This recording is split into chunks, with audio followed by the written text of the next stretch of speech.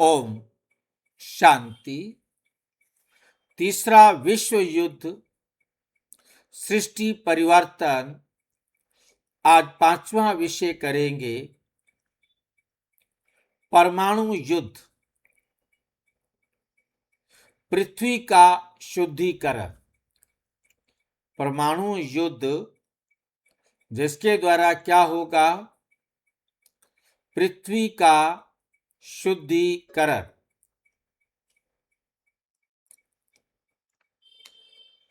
क्या परमाणु युद्ध से होगा पृथ्वी का शुद्धिकरण?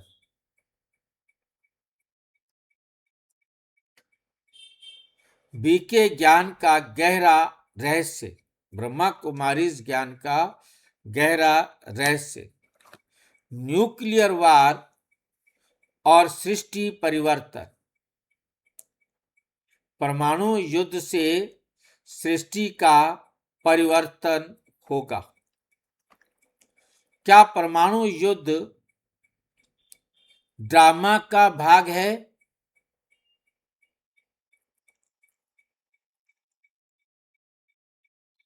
मुरली क्या कहती है? वर्ल्ड ड्रामा में परमाणु युद्ध होना ड्रामा का एक हिस्सा है।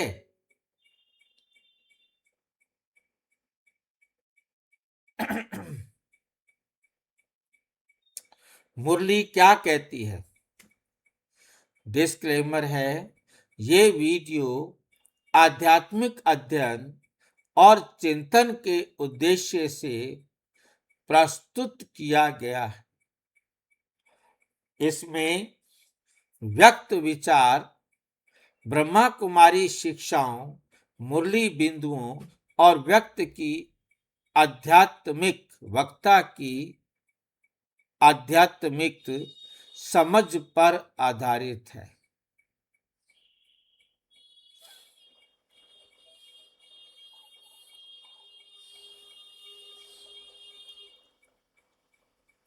इस वीडियो का उद्देश्य किसी भी प्रकार की भय उत्पन्न करने वाली भविष्यवाणी करना,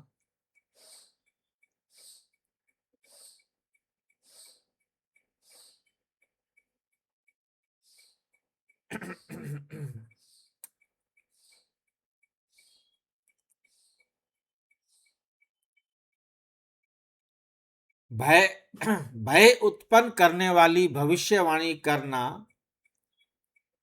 या किसी देश, समाज या राजनीतिक घटना पर टिप्पणी करना नहीं। ये हमारा कर्म नहीं।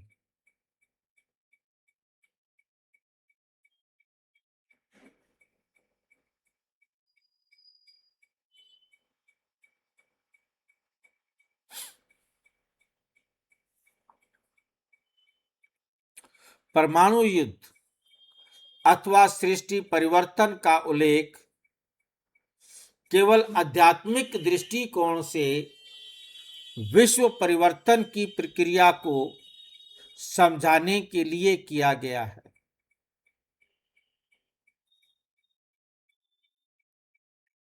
यदि परमाणु युद्ध हुआ तो क्या ये पृथ्वी शुद्धिकरण की प्रक्रिया का भाग होगी?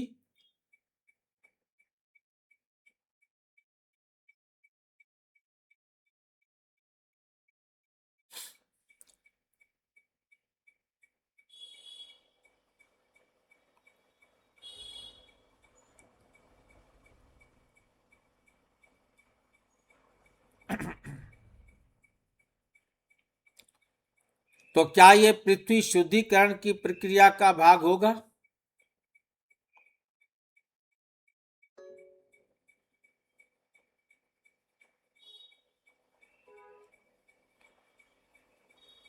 शुद्धिकरण की प्रक्रिया का भाग होगा।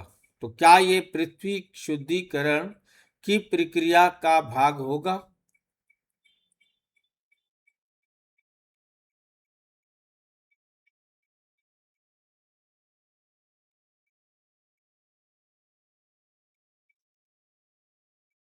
शुद्धिकरण की प्रक्रिया का भाग होगा। नंबर 1, आधुनिक दुनिया का सबसे बड़ा डर कौन सा है? आज के समय में यदि किसी बात से दुनिया सबसे अधिक डरती है तो वो है परमाणु युद्ध। दुनिया में कोई देश के सिपाही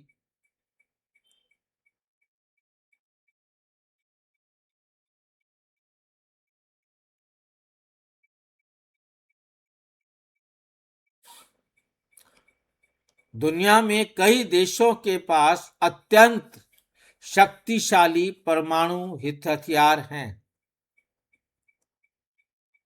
लोग सोचते हैं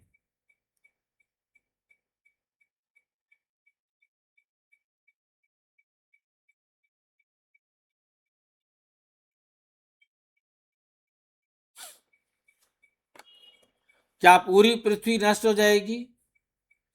क्या ये मानव सभ्यता का अंत हो जाएगा?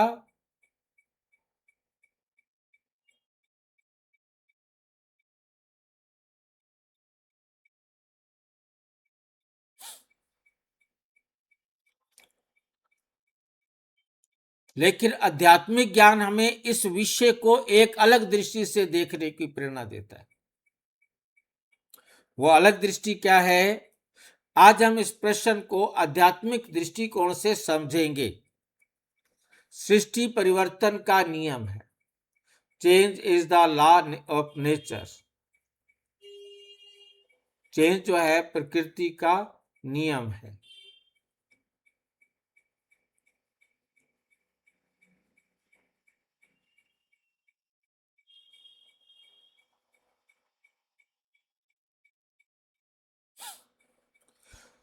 नंबर 2, सृष्टि परिवर्तन का नियम क्या है? ब्रह्मा कुमारी ज्ञान के अनुसार सृष्टि एक नियत चक्र के अनुसार चलती है।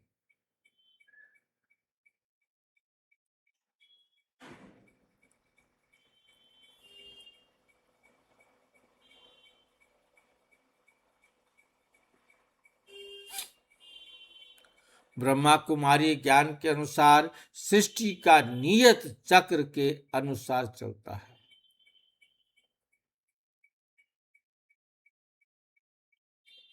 ब्रह्मा कुमारी ज्ञान के अनुसार सृष्टि एक नियत चक्र है।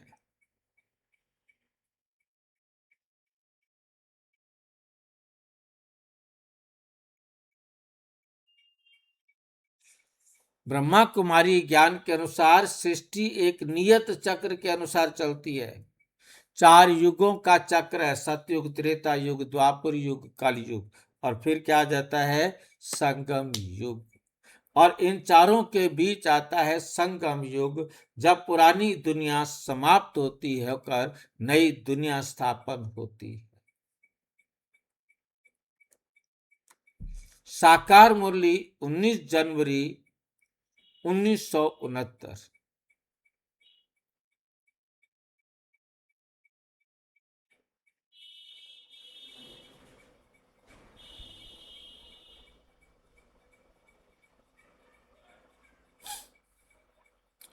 ये पुरानी दुनिया खत्म होनी है, नई दुनिया की स्थापना होनी है।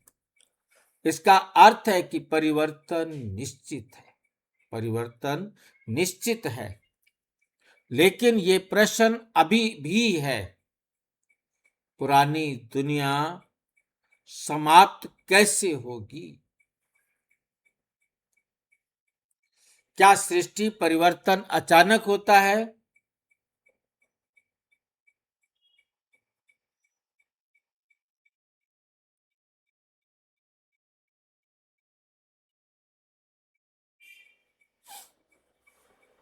क्या सृष्टि परिवर्तन अचानक होता है?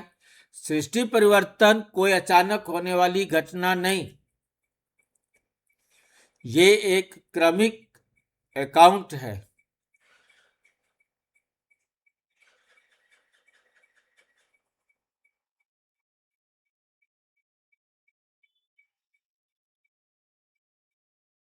ग्रेजुअल प्रोसेस है। ये एक क्रमिक प्रक्रिया है जो लंबे समय तक चलती रहती है।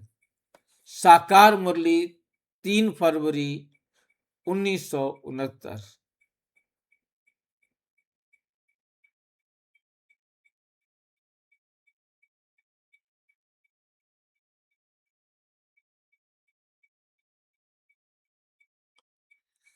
साकार मुरली फरवरी 1968। विनाश के कोई साधन बनेंगे, विनाश के कई साधन बनेंगे, प्राकृतिक आपदाएं भी आती रहेंगी।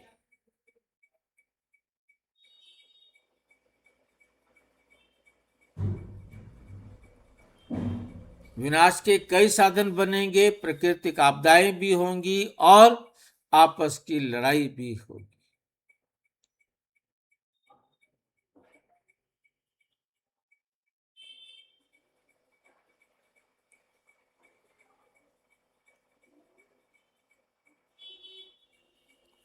आपस की लड़ाई भी होगी। इसका अर्थ है कि परिवर्तन कई माध्यमों से होगा। प्राकृतिक आपदाएं, युद्ध, शक्ति युद्ध, सामाजिक संगठन, आर्थिक अस्थिरता, इन सभी को मिलाकर एक बाप दादा साकारी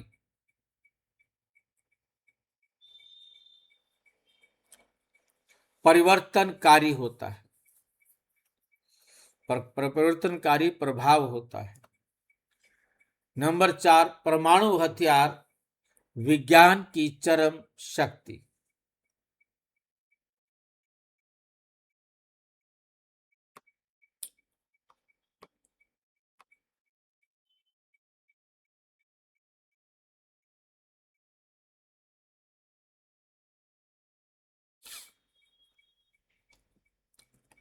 आज विज्ञान ने इतनी प्रगति कर ली है कि मनुष्य ने ऐसे ऐसे हथियार बना लिए हैं जो कुछ भी हो जाए, कुछ ही क्षणों में बड़े क्षेत्र को नष्ट कर सकते हैं।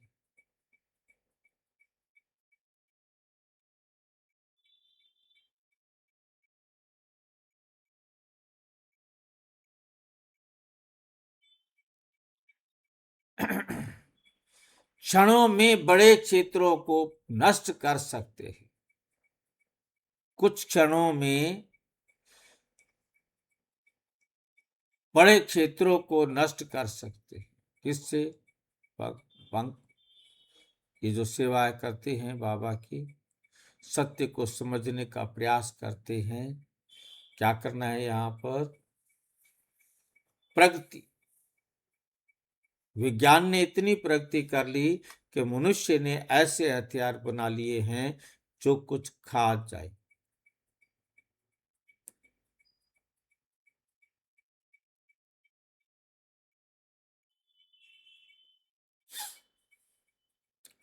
कि मनुष्य ने ऐसे हथियार बना लिए हैं जो कुछ हो ही क्षणों में बड़े क्षेत्रों को नष्ट कर सकती है।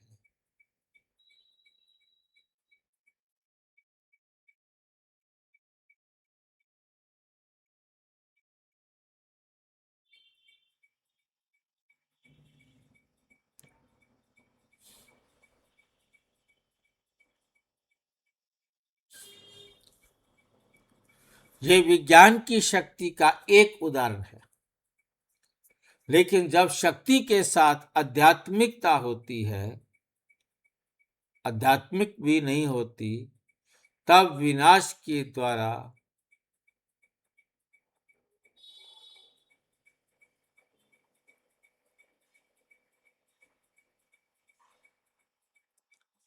लेकिन जब शक्ति के साथ आध्यात्मिकता नहीं होती तो वही शक्ति विनाश का कारण बन सकती है।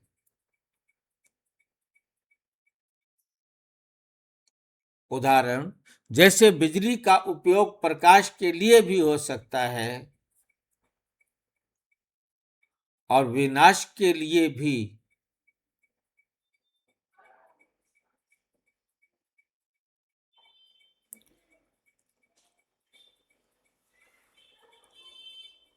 विनाश के लिए भी वैसे ही ज्ञान भी मनुष्य की चेतना पर निर्भर करता है, क्योंकि परमाणु युद्ध पृथ्वी शुद्धिकरण का माध्यम हो सकता है। चाहे इसको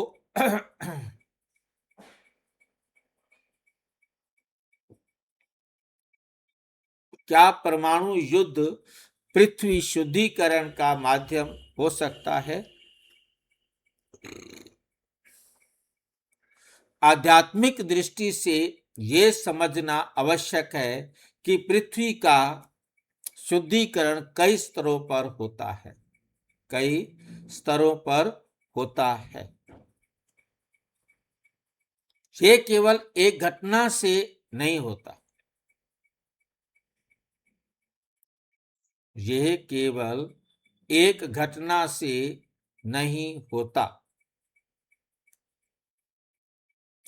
मुरलियों में बार बार बताया गया है कि पुरानी दुनिया को समाप्त होना है ताकि नई दुनिया की स्थापना हो सके।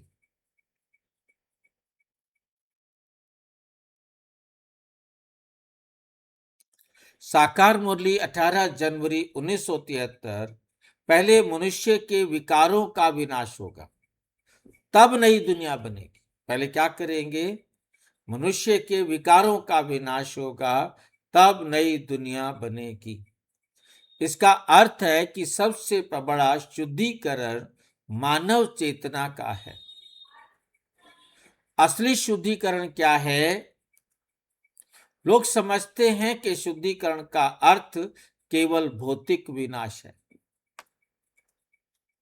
लेकिन आध्यात्मिक दृष्टि से शुद्धिकरण का अर्थ है आत्मा का पवित्र बनाना या बनना। विकारों का अंत, दिव्य संस्कारों का विकास।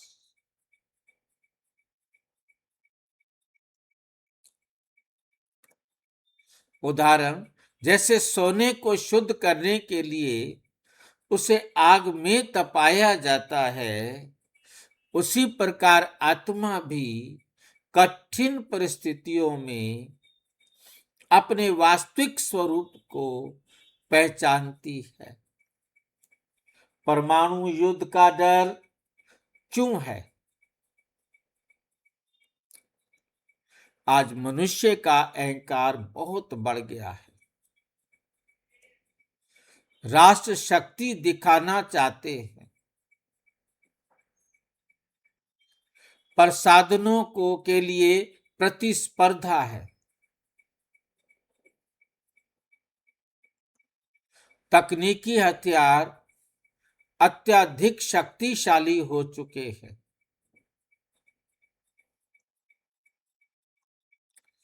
जब अहंकार बढ़ता है तो संघर्ष भी बढ़ता है। बीके के लिए सबसे बड़ी सुरक्षा क्या है? सबसे बड़ी सुरक्षा क्या है? मूल्यों में बार बार बताया गया है कि अंतिम समय में सबसे बड़ी सुरक्षा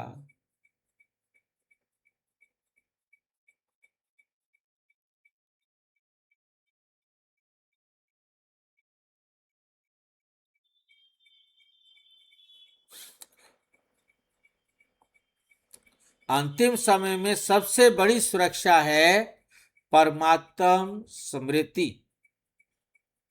साकार मुरली 17 जनवरी 1969। अंत समय में बाप की याद ही पार लगाएगी, बाबा की श्रीमत पर चलाएगी।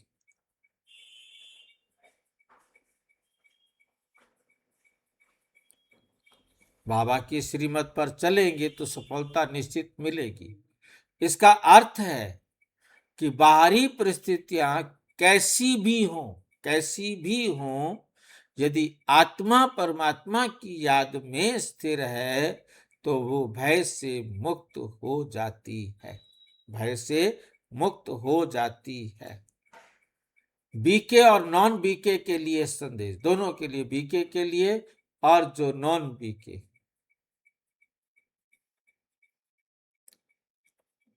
यदि हम लोगों को केवल विनाश की बातें बताएंगे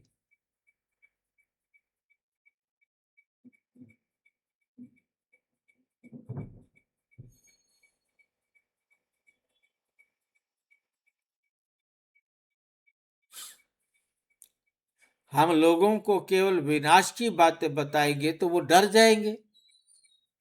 इसलिए हमें संतुलित दृष्टिकोण देना चाहिए। उन्हें बताना चाहिए दुनिया परिवर्तन के दौर से गुजर रही है, हमें अपने जीवन को शुद्ध बनाना चाहिए। आध्यात्मिकता की ही स्थायी समाधान है, स्थायी समाधान है। सबसे बड़ा पुरुषार्थ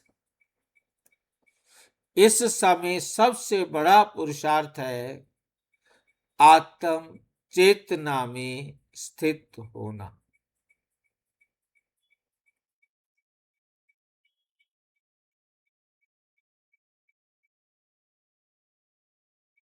आत्म चेतना में स्थित होना, परमात्म स्मृति का अभ्यास करना और विश्व में शांति का फैलाना।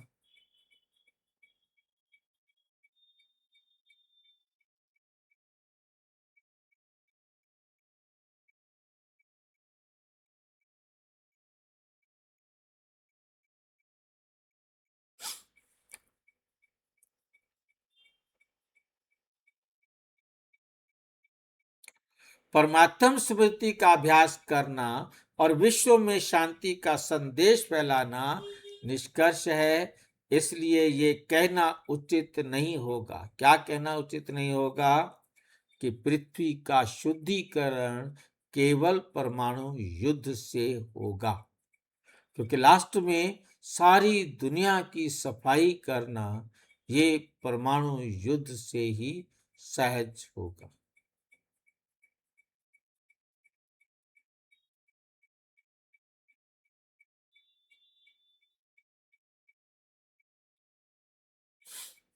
पृथ्वी का शुद्धिकरण केवल परमाणु युद्ध से होगा, लेकिन यह संभव है कि वैश्विक संघर्ष भी परिवर्तन की प्रक्रिया का एक भाग बन जाए।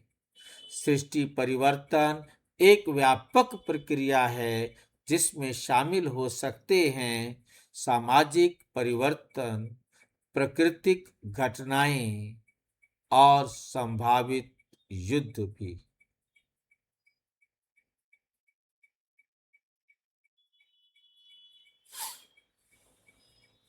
सामाजिक परिवर्तन, प्राकृतिक घटनाएं और संभवतः युद्ध भी, लेकिन सबसे बड़ा शुद्धिकरण है मानव शुद्धिकरण।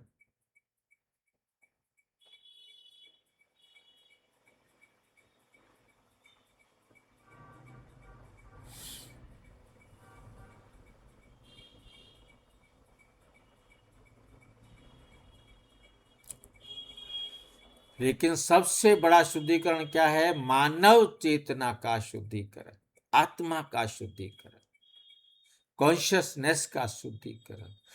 अंतिम संदेश, यदि हम आने वाले समय के लिए तैयार होना है तो हमें डरने की आवश्यकता नहीं, हमें करना है ज्ञान का समर्थन।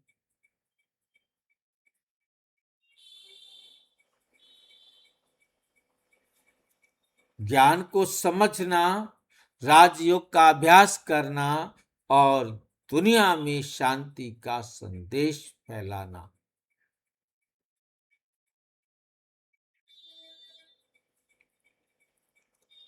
क्योंकि सृष्टि परिवर्तन अंत तक अंत नहीं, सृष्टि परिवर्तन के बाद भी रुक जाए, अंत नहीं आगे।